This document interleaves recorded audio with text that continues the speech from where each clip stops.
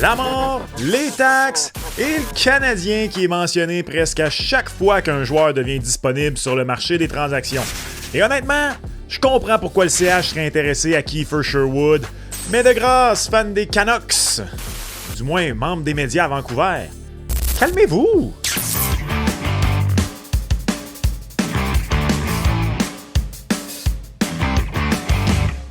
What's up tout le monde, c'est ton boy Max. Les Canucks de Vancouver ont mis la pancarte à vendre.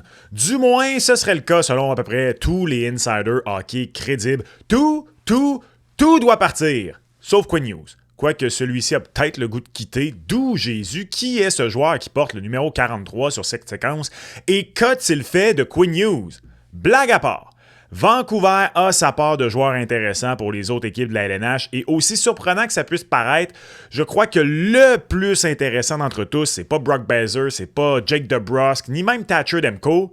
D'abord parce que tous les gars que je viens de nommer ont des clauses de non-mouvement, il faudrait qu'ils acceptent d'aller ailleurs, quoique celle de Demko débute l'an prochain et qui sait, peut-être voudrait-on le transiger avant que ça s'active. Quand il y a des soldes, il y a des soldes. Quand voulez-vous? Non! Un late bloomer de 4e trio avec le meilleur nom de hockey de l'histoire est, à mon avis, le joueur à surveiller à Vancouver et celui qui pourrait rapporter quelque chose d'intéressant pour les Canucks. La preuve, selon Pierre Lebrun, Montréal, Dallas et le Minnesota sont intéressés à ses services. Selon Aaron Portzline, ajoutez Boston à ça. Plusieurs font aussi le lien avec les Blue Jackets parce qu'il vient de Columbus. Kiefer Sherwood, qui n'a jamais été repêché, avait même eu un essai professionnel avec les Jackets au début de sa carrière sans obtenir de contrat. Si vous n'êtes pas familier avec Sherwood, rien de gênant là-dedans. Pourquoi? Ben, je le disais, c'est un late bloomer, puis honnêtement, c'est la définition même d'un late bloomer. Il a 30 ans, mais ce n'est que sa 3e saison complète dans la LNH. En 2022-2023, il partageait encore son temps entre la LNH et la Ligue américaine. Ce qui lui a permis de finalement faire sa place, du grit, du papier sablé. Même s'il n'est pas le plus gros des bonhommes, il est 2e pour les mises en échec cette saison dans la LNH. Il frappe tout ce qu'il bouge. Même que si on remonte à l'an dernier, il est premier dans cette catégorie. Et il le fait proprement. Il n'a que 16 minutes de punition cette saison. Il est le genre de joueur, dans un marché comme Vancouver, Montréal, Boston, si l'équipe performe, si l'équipe est en série, ce gars-là a tous les atouts pour être un favori de la foule. D'ailleurs, il y avait des recruteurs des Canucks au match entre le Canadien et les Sénateurs plus tôt cette semaine. Comme on dit, jamais de fumée sans feu. Ceci dit, je suis ici pour vous dire aujourd'hui qu'à mon humble avis, s'intéresser à ce joueur pour le CH, c'est une terrible idée. Pourquoi? Tout juste avant d'aller là, salutations à toi, aventurier de l'Internet. Avance pas trop vite dans la vidéo. Ton boy veut t'envoyer au Centre Bell. Cette année, la chaîne a doublé. On a dû ajouter des chaises en tas, passant de 12 000 à 23 000 abonnés. Mais on a un dernier objectif avant de défoncer l'année, se rendre à 25 000. Et pour t'inciter à cliquer et t'abonner, ce qui est complètement gratis, en passant, j'ai un beau concours. Si on atteint les 25 000 abonnés avant la fin de 2025, je ferai tirer une paire de billets pour un match du Canadien à l'hiver 2025. C'est-tu pas beau, ça? Et si t'es déjà abonné, ne t'en fais pas, t'es automatiquement inscrit. OK? C'est fait? Merci. Volstead. Ne vous détrompez pas, Kiefer Sherwood, c'est le genre de joueur que toute équipe qui aspire à la Coupe Stanley adorerait avoir sur son 4e trio. Voilà, fin de la vidéo. Le Canadien n'aspire pas à la Coupe Stanley. Réglé. Non, c'est une blague. Je le disais, il frappe tout ce qui bouge, dérange l'adversaire, il fait sans mettre l'équipe dans le trouble et il est même capable d'inscrire son nom sur la feuille de pointage. L'an dernier, il a terminé la saison avec 40 points. Jusqu'ici, cette année, il y en a déjà 12 buts. Quoi qu'il y en avait 9 après 12 rencontres. Il faisait flèche de tout bois pour commencer l'année. Il n'en a que 3 à ses 15 derniers matchs. Il a déjà récolté 75 points en une saison dans la Ligue américaine. Bref, vous comprenez, il peut avoir une touche offensive à son jeu. C'est un joueur qui peut bouger le long de l'alignement. Tu peux l'insérer aux côtés de certains joueurs de talent comme 3e joueur sur un trio peut-être un peu plus offensif, puis il va peut-être amener de l'énergie à cette composition-là. Mais idéalement, si tu vas le chercher, c'est pour compléter ton bottom line. Bref, ce que je viens de vous décrire, c'est le genre de joueur dont le Canadien a cruellement besoin, non? Oui, mais non. Pourquoi? Voici où le bas blesse, à mon avis, et voici là où on peut être en complètement désaccord.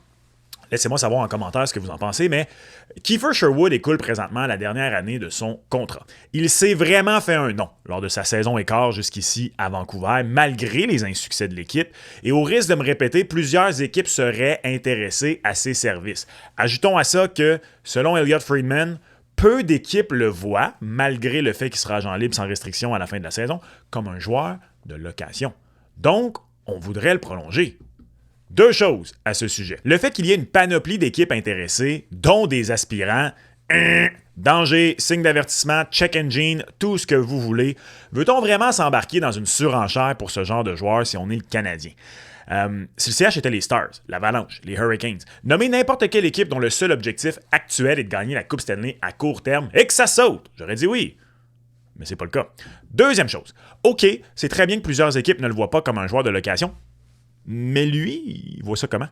Je le disais, Sherwood vient tout juste d'atteindre la LNH pour de bon après avoir fait la navette pendant des années. Il va avoir 31 ans en mars prochain. Il est temps pour lui de toucher le pactole. Quand tu fais la navette entre la Ligue nationale et la Ligue américaine, bien sûr, c'est pas le même salaire.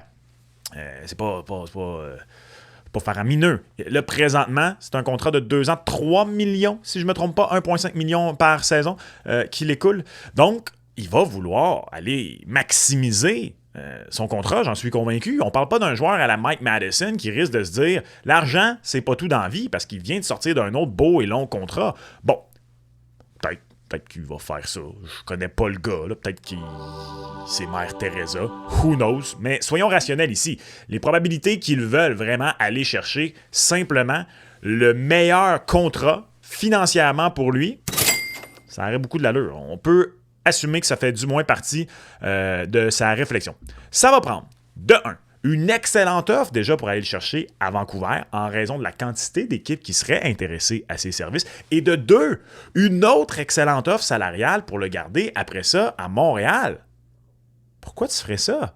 Ça n'a absolument aucun sens en ce qui me concerne, simplement en raison du marché et non pas du joueur. Ce que je veux dire par là, je sais pas moi... mettons, tu t'achètes un char neuf avec un paiement là, de 1000$ par mois, une belle bagnole. Parce que tu te dis, je la prends tous les jours pour aller travailler. J'habite dans un endroit mal desservi par le transport en commun. Le job que je viens d'aller me chercher, je peux pas m'y rendre en vélo ou marcher, c'est trop loin. Tu as effectivement besoin de l'auto, c'est correct. Mais si tu as de la misère à payer ton loyer chaque mois, ta carte de crédit est loadée, tu as peut-être dû y aller pour autre chose qu'un char neuf à 1 cas par mois. Une minoune aurait fait l'affaire. Une minoune bien entretenue quand même, hein, parce qu'il ne faut pas après ça aller tout dépenser ça en réparation. Au contraire, si t'es gras dur, tu changes de job, tu t'en vas loin parce que tu étais tellement bon dans ton ancien job, déjà payante, qu'on t'a offert le double du salaire. Tout est payé, ton REER est plein, le REER de tes enfants aussi, ton CELI, tout. Ta carte de crédit est vide. Ton hypothèque, tout va bien. Ben, t'as le droit, ce petit Luc. Garde-toi, mon Jean-Claude. Ou dans ce cas-ci, mon Kent. Achète la Mercedes. Un petit luxe. J'ai dit un petit Luc, hein? Un petit Luc. Luc Robitaille, Luke Skywalker. Luke Skywalker, il est petit pour un Stormtrooper. Bref, analogie automobile pour dire que Kiefer Sherwood, le joueur, je le vois s'insérer dans le bottom 9 du Canadien demain matin, avec facilité, et être un joueur idéal. Il peut même être celui que tu glisses en cas de blessure aux côtés de Kapanen puis Demidov, peut-être. Mais Kiefer Sherwood, la commodité, l'actif sur le marché, pour moi, dans la situation actuelle, le Canadien est la première personne qui devrait se contenter de la minoune et non pas de la Mercedes. Les Stars peuvent aller pour la Mercedes. D'autres formations peuvent le faire si elles le veulent, mais pas le Canadien. Et de grâce, je disais en introduction aux membres des médias de Vancouver de se calmer, là. C'est parce que il y a une émission de radio qui a dit est-ce que le Canadien pourrait... Est-ce que les Canucks pourraient s'intéresser à Zach Bolduc? Je comprends que Zach Bolduc, présentement, n'a pas le temps de jeu qu'il voudrait, c'est certain. Mais voulez-vous vous calmer avec lui? Si Zach Bolduc est impliqué dans une transaction Kiefer Sherwood, à moins qu'il y ait un autre joueur établi qui s'en vienne dans la transaction, là, oubliez ça, si ça arrive, je fais une vidéo en chess. Parce que soyons honnêtes, la profondeur en attaque du Canadien, présentement, est grandement affectée. Elle pourrait l'être au point où je pourrais voir Kent Hughes cette année, contrairement aux années qui précédaient, essayer d'aller chercher un joueur qui pourrait aider la formation à participer aux séries cette année, sans plus. Bref, aller chercher un joueur de location. Mais pas la commodité la plus en demande. Magasine dans la section des pièces de vêtements de l'an dernier à 50% de rabais, mon Kent. On s'en fout que le skinny jeans n'est plus à la mode. Ah ouais, va chercher le skinny jeans puis pas les fat pants que tous les Gen Alpha portent présentement. Non. On va pas dans les nouvelles tendances. C'est mieux pour toi, Kent. Bref, Kiefer Sherwood, c'est un joueur qui ferait grand bien aux Canadiens. Il cadrerait dans l'effectif, je suis d'accord. Mais je pense que Hughes ferait une erreur s'il payait pour aller le chercher. Après ça, écoutez, si tous les insiders sont dans le champ gauche, qui n'est pas si en demande que ça, et donc coûte pas la peau des fesses, alors vas-y, fais-le pour toi, mon Kent. Que penses-tu de l'information comme quoi le Canadien est intéressé à Kiefer Sherwood? Es-tu d'accord avec ton boy que ça vaut pas la peine? Ça va coûter beaucoup trop cher. Il y a d'autres options qui pourraient être beaucoup plus avantageuses pour le Canadien. Ou au contraire, tu crois qu'il est tellement ce que le CH a besoin que Kent doit être au front dans ce dossier? Ben, laisse-moi savoir en commentaire. Tu veux connaître ma prédiction de l'effectif d'équipe Canada aux prochains Jeux olympiques? C'est ici. Et on se reparle lors du prochain épisode. Ciao!